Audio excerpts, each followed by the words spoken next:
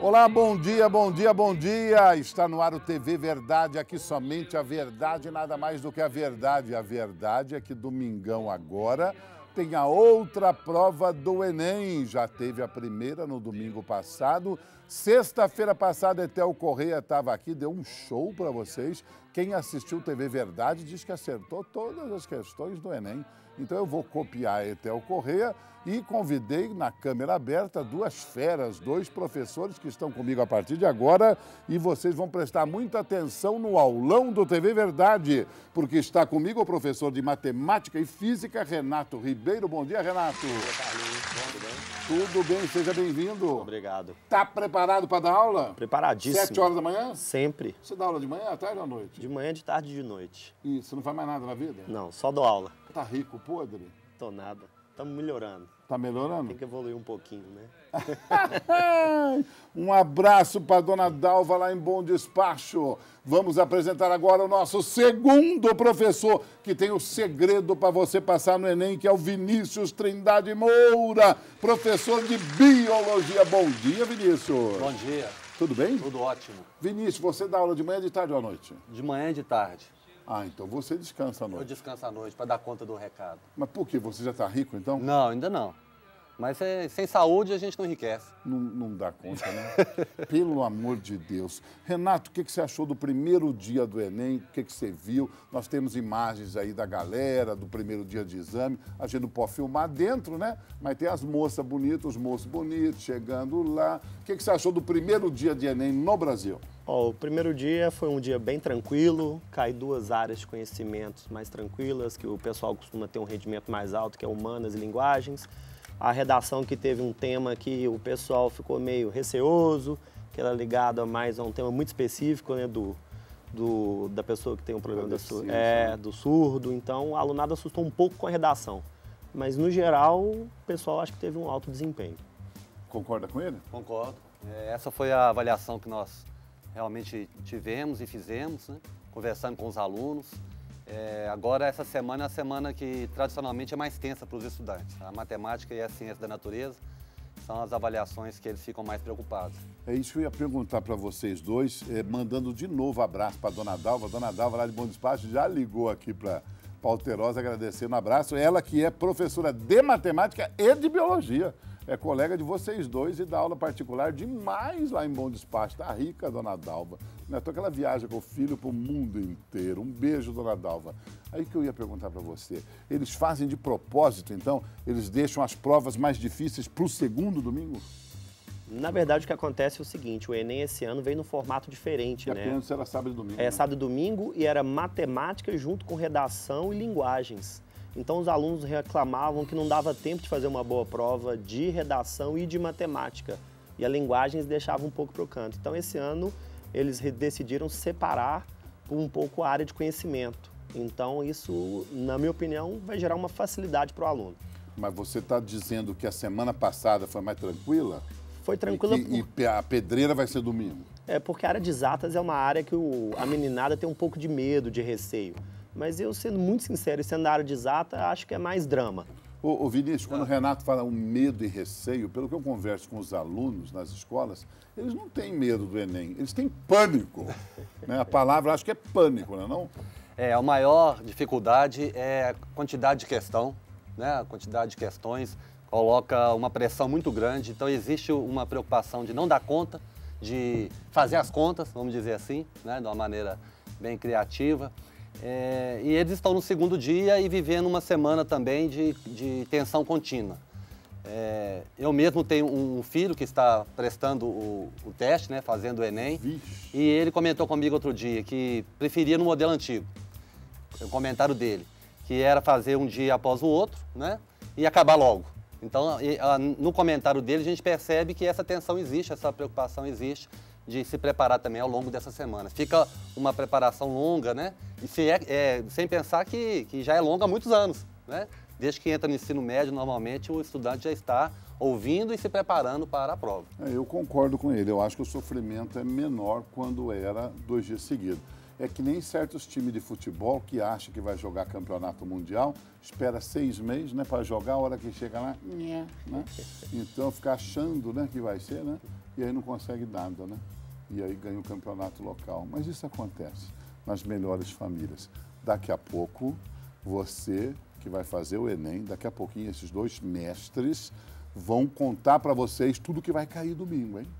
Vocês fiquem ligadinhos, chama o vizinho, liga para os seus parentes tudo, tá entendendo? Liga para os seus parentes, porque nós vamos falar, daqui a pouquinho eles vão falar para vocês o que vai cair, inclusive os exercícios de matemática, nós vamos fazer aqui o exercício que vai cair domingo. Mas antes eu quero falar para vocês que dá tempo de ligar para o Samba Prime ainda, dá tempo porque o Belo canta, porque o Cidadão Éder pede. O cantor predileto do Cidadão Éder, o Belo, estará no Samba Prime 6, dia 25, agora lá no Expo Minas. E você que ligou sem parar para o TV Verdade, daqui a pouco, depois do intervalo comercial, vai saber se é um dos felizardos. Continue ligando, hein? Continue ligando, daqui a pouco eu vou entregar os 2 pares de ingressos. Ligue sem parar que ainda dá tempo, 31 3209 0005. Agora eu quero dar outro toque importante para você, garota, que quer investir na carreira de modelo. Estão abertas as inscrições para a última seletiva do Minas Top Models. Cadê as imagens? Minas Top Models é o maior projeto de modelos do Brasil. Minas Top Models. Para participar, você tem que enviar 3 fotos com o nome completo, a sua cidade, para esse WhatsApp aí, o 31 97594 4593. E pode também acessar o site do Minas Top Models, minastopmodels.com.br, tem lá o Participe. Você entra no Minas Top Models, restam pouquíssimas vagas e eu digo para vocês, hein? Eu digo para vocês, nesses anos todos de Minas Top Models, várias garotas foram reveladas, já estão no mercado de trabalho, muitas delas trabalhando aqui em Minas Gerais, outras em São Paulo e várias no exterior, no mercado internacional. Para vocês terem uma ideia, uma das meninas que participou esse ano e não é finalista, já está trabalhando na Índia. Já foi descoberta esse ano, ela era balconista numa cidade do interior e agora está trabalhando de modelo na Índia. Minas Top Models, com essas imagens nós vamos para o intervalo. Pode ligar, meninada. Última seletiva, últimas vagas. Daqui a pouco eu volto com os segredos do Enem.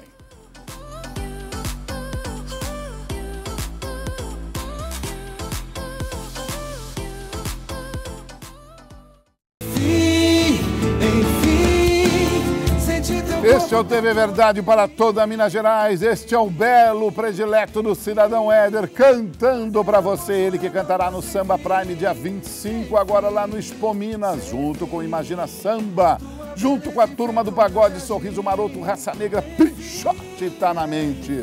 Foram milhares de ligações toda semana, mas os ganhadores, eu falo agora.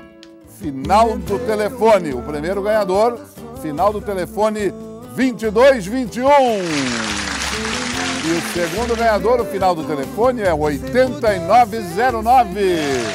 Repetindo, o final do telefone 2221, 8909. Só lembrando que a gente não fala o telefone inteiro para ninguém ficar ligando para você a cobrar, né, gente? Ao meio-dia, a produtora do programa, que ainda está dormindo, ligará para você informando como você pegará o seu ingresso. Doutor Renato, mestre da matemática, está indo para o quadro negro, que no TV Verdade é branco. Por que o quadro negro é branco, hein?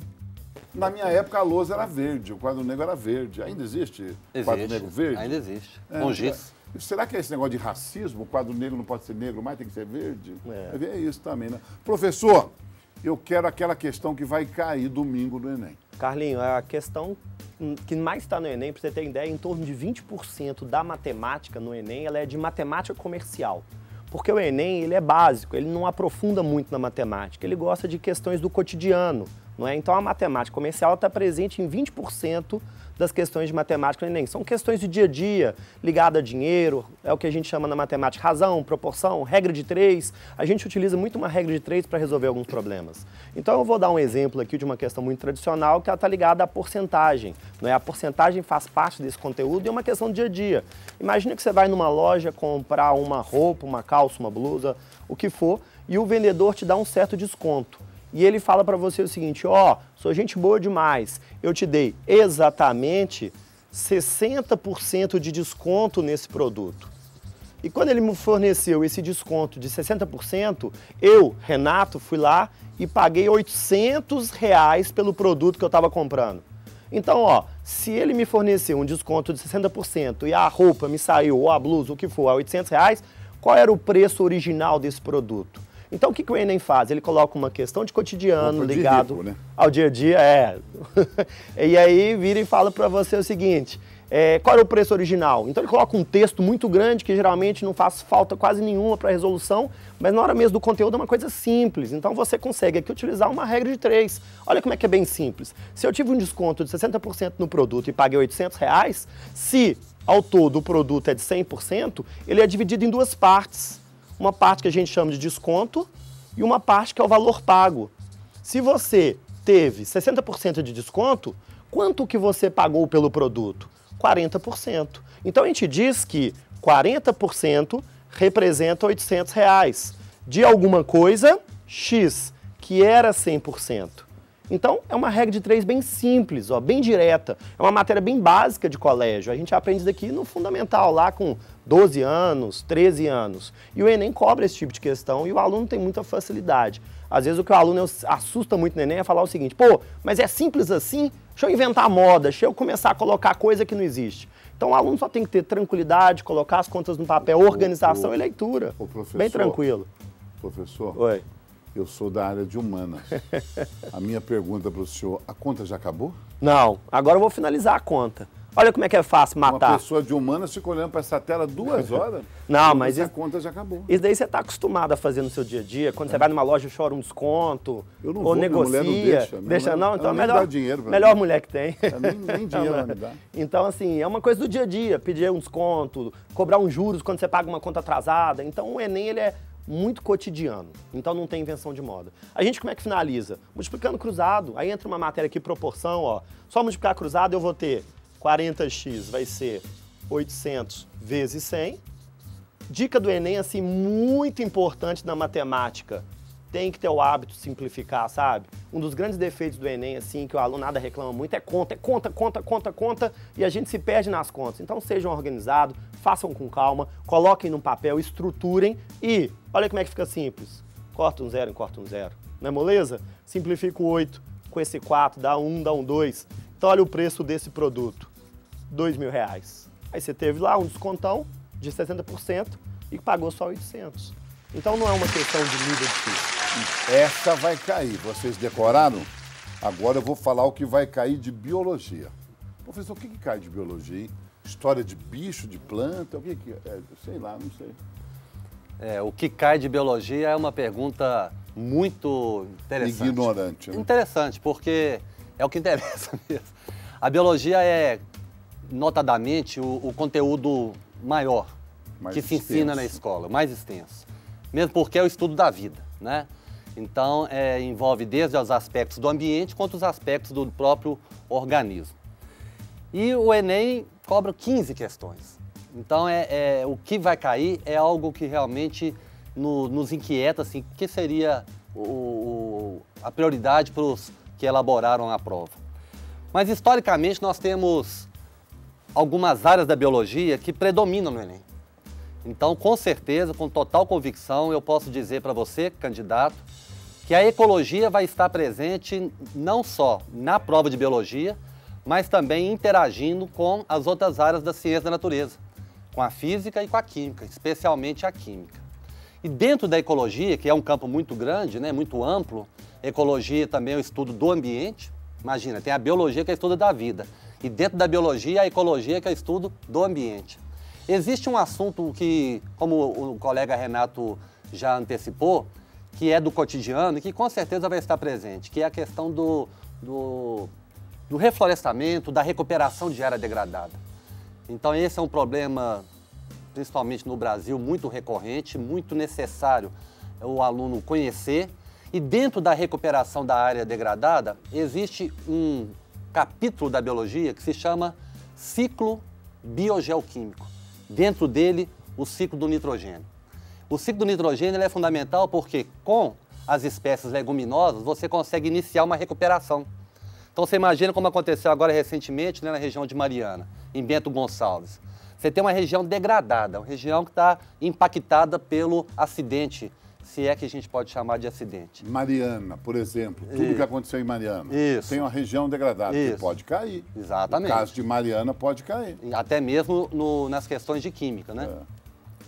Então, para você retomar a recuperação daquele local, um procedimento necessário é o plantio, por exemplo, de leguminosas, porque as leguminosas conseguem colocar nitrogênio nas plantas e o nitrogênio no solo, né? Então, existem bactérias que fazem associação com essas plantas e a recuperação é mais rápida e aí segue uma sucessão ecológica. As plantas que iniciam o processo dão oportunidade para as outras ocuparem. Eu já tirei 0 nas 2 matérias. Professor, e aí a questão vai ser direta? Ele tem que saber tudo isso? O ciclo do nitrogênio, ele vai ter que desenvolver igual a matemática? Não, ele vai ter que interpretar provavelmente um esquema do ciclo. Não é xizinho. Isso. Ele vai ter que desenvolver as fórmulas da química, tudo. Não? Nesse caso, não. Nesse conteúdo, não. Ele vai demonstrar o conhecimento do processo do ciclo do nitrogênio e provavelmente o enunciado vai trazer a necessidade. E a necessidade é o quê? Incorporar nitrogênio no solo. Adubação natural, adubação verde. Ou seja, vai levar à obrigatoriedade de uma resposta direta, que é um processo que ele aprendeu, ou na física, ou na química, ou na biologia, etc. No caso do ciclo, vai ser na biologia. Ciclo do E nitrogênio. não é múltipla escolha a prova? Múltipla escolha, completamente. É múltipla escolha. Essa prova que nós estamos aqui... Imagina que tem a múltipla escolha dessa resposta. O que pode ter lá? Como a gente chama de distratores, né? Pode focar... Normalmente esse esquema vem numerado, então ajudando o candidato. Tem alguma pegadinha aí que possa ter? Não é pegadinha não. O esquema vem numerado e aí no momento em que você tem o esquema todo identificado, nas alternativas pode indicar a necessidade dele perceber uma etapa do ciclo. Que loucura. Por exemplo, o nitrogênio, olha que coisa curiosa, é interessante para o candidato também. O nitrogênio é o gás que ocupa 78% da atmosfera terrestre. É o gás predominante. Nós não conseguimos utilizar o nitrogênio a não ser por esse processo desse ciclo. A gente não consegue respirar o nitrogênio. A gente respira o oxigênio, mas a gente não consegue pegar o nitrogênio do ar e colocar nos organismos. Então, para isso, precisa da bactéria, que pode estar junto com a planta fica nitrogenada e aí vai para a cadeia alimentar. Olha que bacana. Prestem atenção, porque preste atenção. Vocês que vão fazer o Enem, prestem atenção. E não vem com aquele papo de chegar atrasado também. Tem imagem daqueles engraçadinhos que chegam atrasado, que para mim, vagabundo que chega atrasado no Enem devia ser fuzilado, não devia ser portão fechado. Tá entendendo? Porque para ver show da Anitta, nego acampa uma semana antes. Para ver o Coldplay, 15 dias. Para ver o Justin Bieber, 1 ano. Para fazer o Enem chegar atrasado? Me ajuda aí, né, compadre? E outra coisa, antes de fuzilar os atrasados, fuzilar youtuber vagabundo que vai lá se fingir de atrasado para gravar gracinha, que nem esse otário aí, ó. Esse otário aí foi fingir de atrasado para aparecer na televisão e gravar um vídeo pro YouTube. Olha só, aumenta o volume aí com esse otário.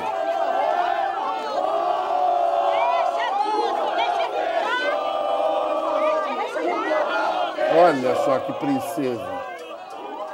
Olha, ajoelhou, tem que rezar, filho. Cheguei atrasado. Trânsito. Trânsito do seu neurônio, né? O seu degradado. Eu consegui passar. Mas agora já era. Agora Renato, corta esse vagabundo. O Renato, o cara vai lá para tirar sarro. Pois é, falta do que fazer. Esperou né? fechar o portão para chegar lá e gravar. Não, eu sou youtuber. É, falta do que fazer, falta de seriedade, falta de respeito com o candidato, porque tem aluno que está ali 1 ano dedicando, né, Carlinhos? 1 ano, e aquilo ali muda a vida da pessoa. Então, eu acho que está faltando um pouco até no nosso país, é isso, é o amor ao próximo, a responsabilidade, a cultura. E sobre chegar atrasado, que eu dei minha opinião aqui, que para acampar pro show todo mundo vai, pro Enem ninguém acampa. É verdade. Eu acho um absurdo também, porque quando você tem um compromisso de tão grande importância, você tem que se prevenir de todas as formas, né? Então, eu conheço mesmo aluno que chega 2, 3 horas antes do Enem começar para não ter risco nenhum, né? Só se for um problema muito sério, no meio do caminho passou mal, a mãe passou mal, mas é difícil de justificar um atraso, né? E dá para justificar a próxima questão que você vai me mostrar de matemática aí? Dá, claro, é. Vai ser lá ou vai ser falada? Vou passar lá, então. Por favor. Matemática é bom no quadro, né? Vamos lá, no quadro Coloca negro no papel. branco do TV Verdade. O que temos agora, Renato? Ó, uma outra matéria muito cobrada na matemática é o que a gente chama de função, Carlinho. Porque função, assim como matemática comercial, ela é muito cobrada porque é do dia a dia.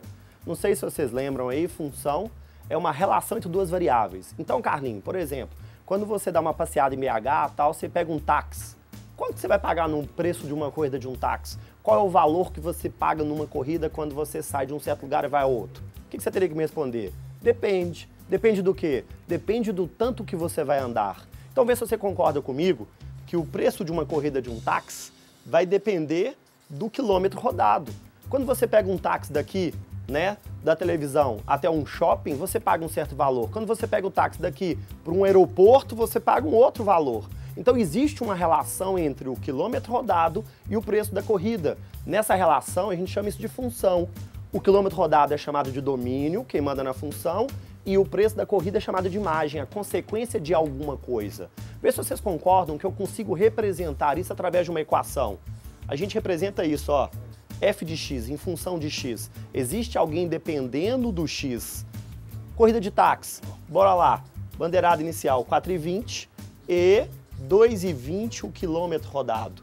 Então, se eu fornecer uma equação desse tipo, tem igualdade, ó, equação, eu consigo determinar o preço de uma corrida se você pegar um táxi e andar 20 quilômetros? Claro que você consegue. Não é uma questão simples do dia a dia? Olha que legal. Quando você anda 20 quilômetros, o preço da corrida está dependendo disso, do tanto que você rodar de táxi. Então, vê se vocês concordam comigo, que ele quer achar f de 20, o valor da corrida quando ando 20 quilômetros.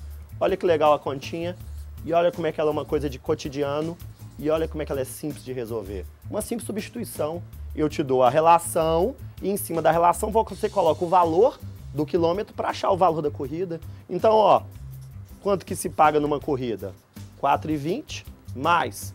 Carlinho, eu brinco muito com meus alunos o seguinte, que eu não sou calculadora. Eu vejo muito aluno bom de serviço, errando Enem, fica a dica, hein? Coloquem as contas no papel. Não percam questão por conta. Sejam organizados. Então, ó, o Renato é professor de matemática. Todo mundo acha que o professor de matemática tem que ser calculador e responder a tabuada, papum. Mas não é assim não, ó. Olha como é que a gente faz. Põe aqui no papel, ó, pega 2,20 e multiplica por 20. Pronto, ó. Vergonha fazer conta no papel? De forma nenhuma. Não é vergonha. Vergonha é rabobagem. Concorda? Coloca aqui, temos o 44 aqui. Olha o preço da corrida quando se anda 20 quilômetros. R$ 48,20. Pronto, tá aí uma questãozinha que com certeza vai estar lá no Enem também, Carlinhos. Função. Função. Matéria sempre cobrada no Enem. E a imagem. Certíssimo, perfeito. Então eu já aprendi. Tá ficando bom. Faltou só uma coisa aí, que se cair no Enem, a pergunta, faltou uma coisa só aí, professor. Que se cair a corrida, vai ser 48,20 de táxi, se for de aplicativo, a corrida vai ser 24,10, que é a metade do preço de aplicativo.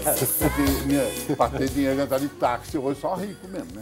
Porque então daí no Enem você põe, se for de aplicativo o Enem, aí a metade do preço divide por 2. Voltamos a... Cadê as imagens do Enem? Cadê as imagens do Enem?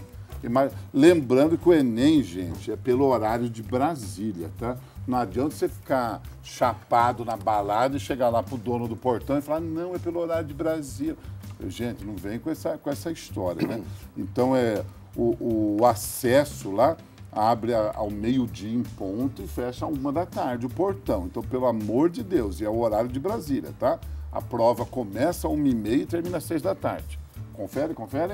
É isso aí. Termina às 6 da tarde. Caneta preta, se não me engano. Transparente. E tem que ser transparente, né? Perfeito, certíssimo. Para ver o que tem dentro. O lanche suave. Lanche suave. O que é um lanche suave? Eu não tenho. Um lanche suave é o candidato não inventar num momento como esse.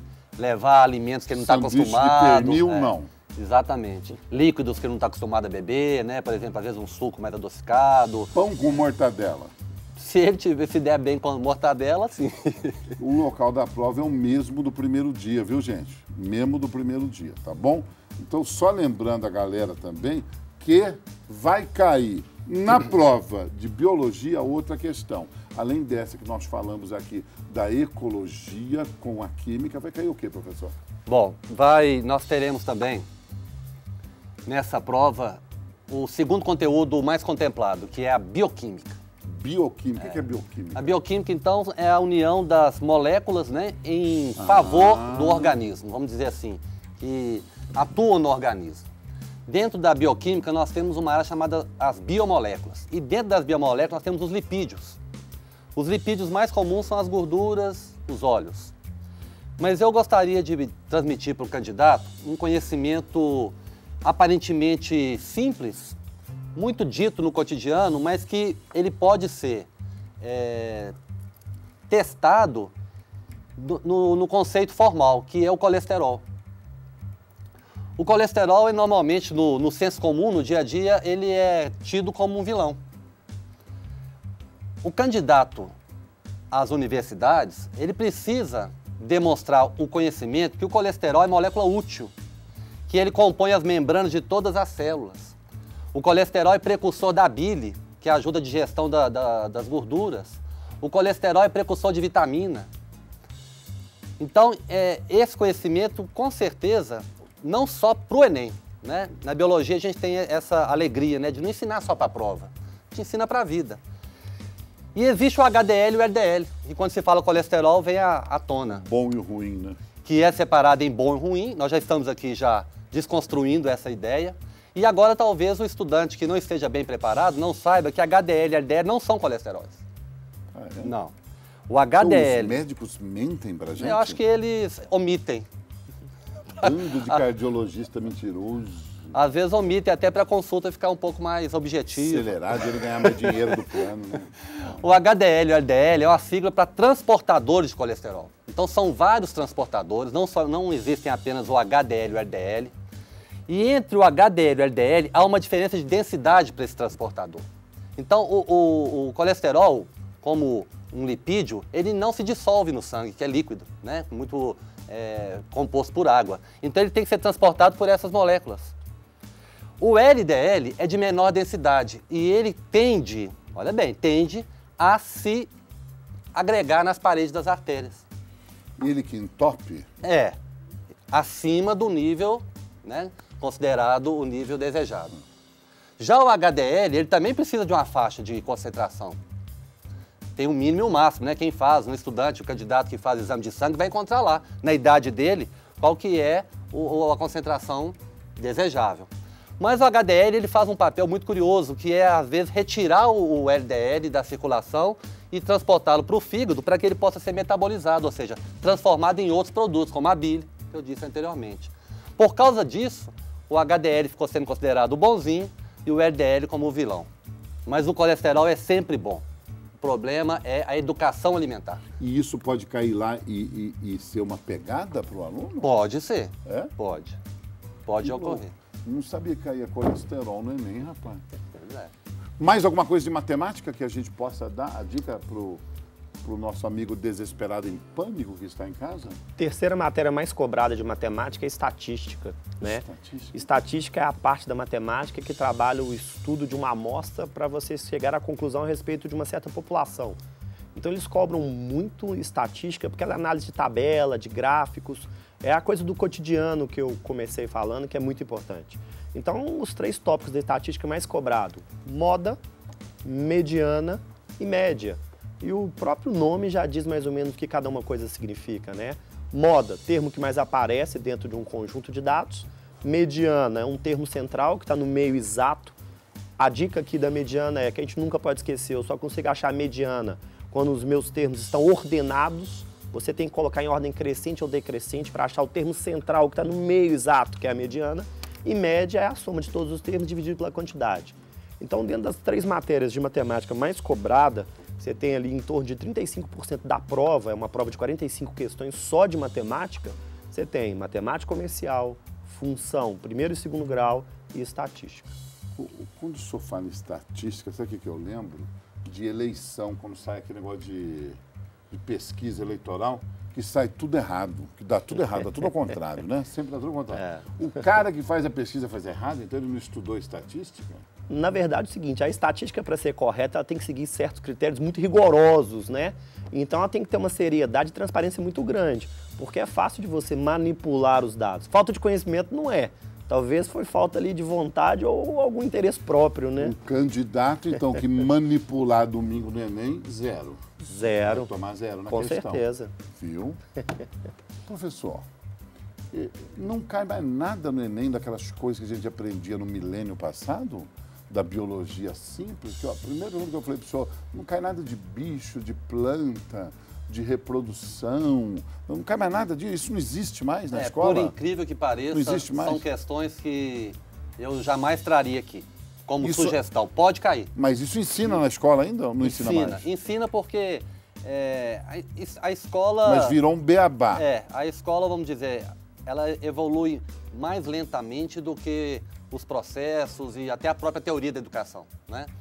É possível, algo bem conceitual em relação a um grupo de animais, né, os chamados filos, né, que até a gente decorava, reino, filo, classe, ordem, família, gênero, espécie. Tinha uma coisa antigamente que o Éder sabe de cor, que chamava tabela periódica. Aí na química. Que tinha que saber tudo, que tinha que decorar, decorava, tinha uma dica para decorar a fila daqui, a fila de lá, tinha um nobre, tinha não sei o que lá.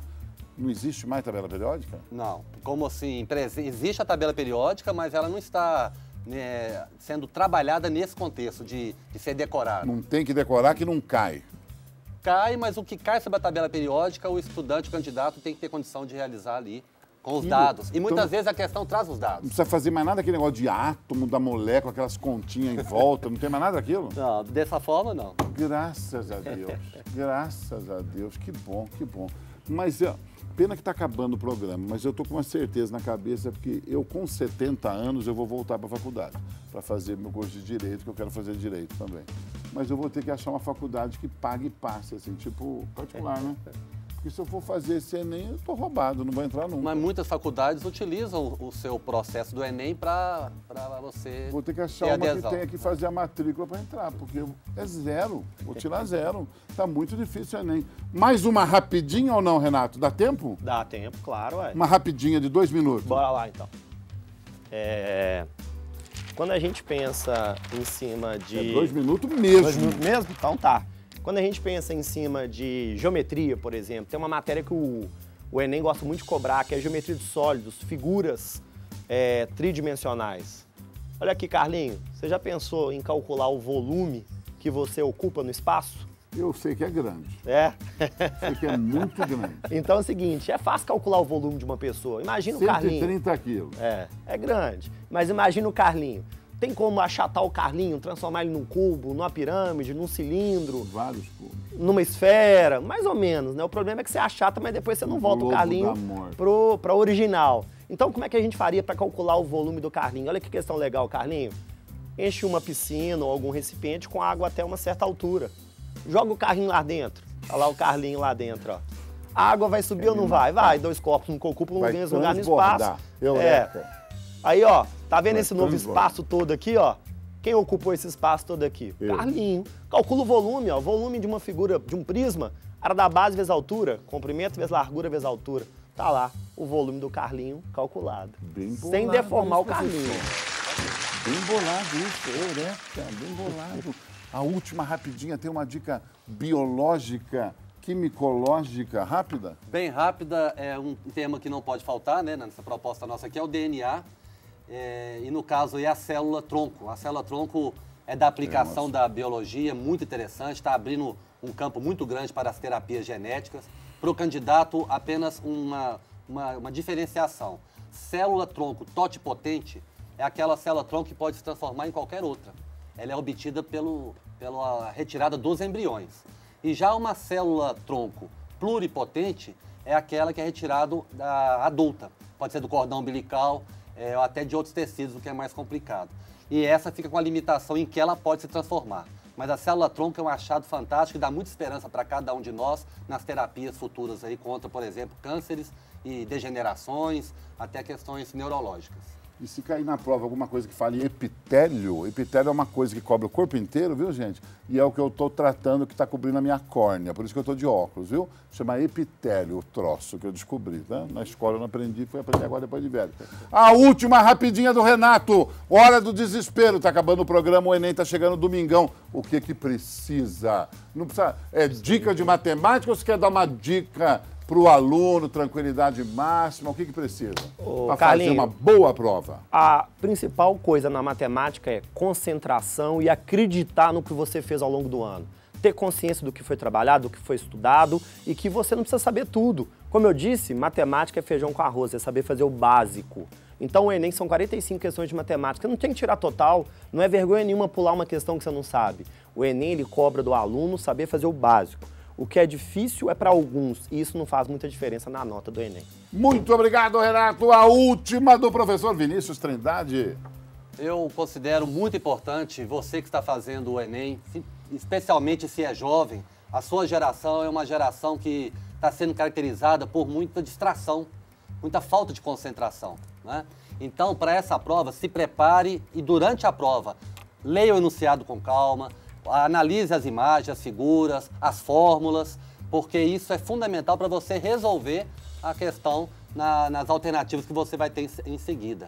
Então, leia com calma, com concentração e evite se distrair ao longo do processo. Uma boa prova para você. Muito obrigado, Vinícius. Muito obrigado, Renato.